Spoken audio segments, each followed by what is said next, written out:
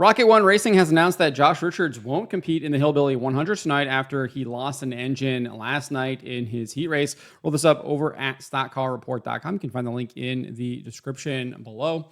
The team shared an update to social media writing this: because Josh is not racing for points, we will not be fielding his car tonight after losing an engine last night. We will keep everyone updated on future plans.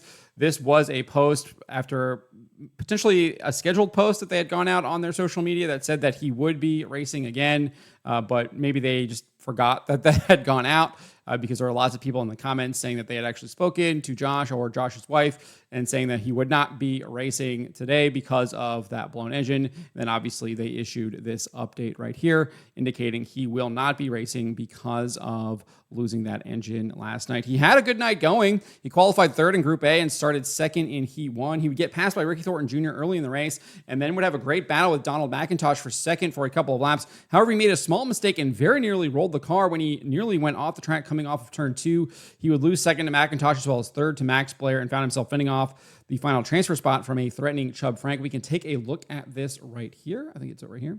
So this is kind of in the middle of this battle here. You saw a great battle here with Max Blair, Donald McIntosh, and Richards right here. Blair, they try to go 3-1 out of turn 4. Blair on the bottom, McIntosh through the middle, leaning on each other into 1.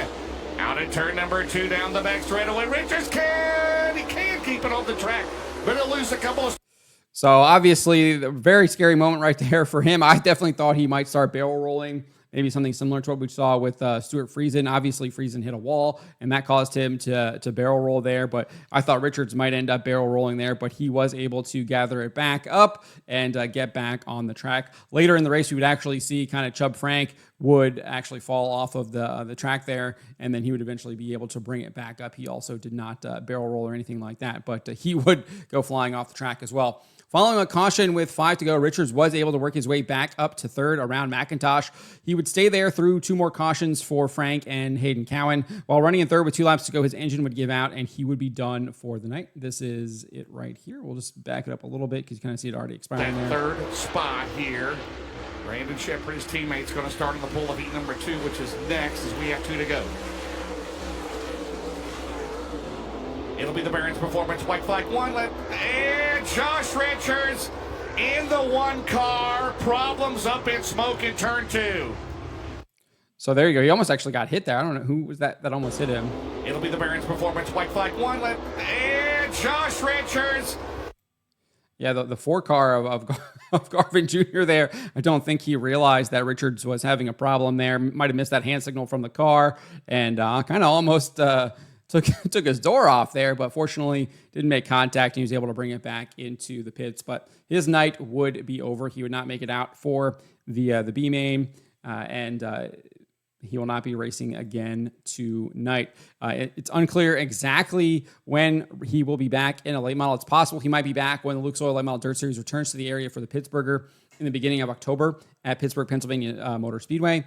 That takes place on October 3rd and the 4th right here before they wrap up their season at Eldora. So that it's possible that he might be returning for that race, given the fact that that is what his dad, Mark Richards, said, that where he hoped he would be able to compete in an interview with DirtOnDirt.com's Kevin Kovac earlier this year. So we shall see when he will return. My guess is the fact that they didn't announce that he's going to be racing the World 100 is that he will not be racing at Eldora at the World 100, but maybe he returns for the Pittsburgher at Pittsburgh, Pennsylvania Motor Speedway here in a month, in a couple of days in October, because that is what Mark Richards had previously said earlier, but we shall see. But let me know what you guys make of this announcement here and how Josh Richards performed. I thought he performed admirably there. Looked like he was going to make the field and clearly had a decent car. Probably would have finished around mid-pack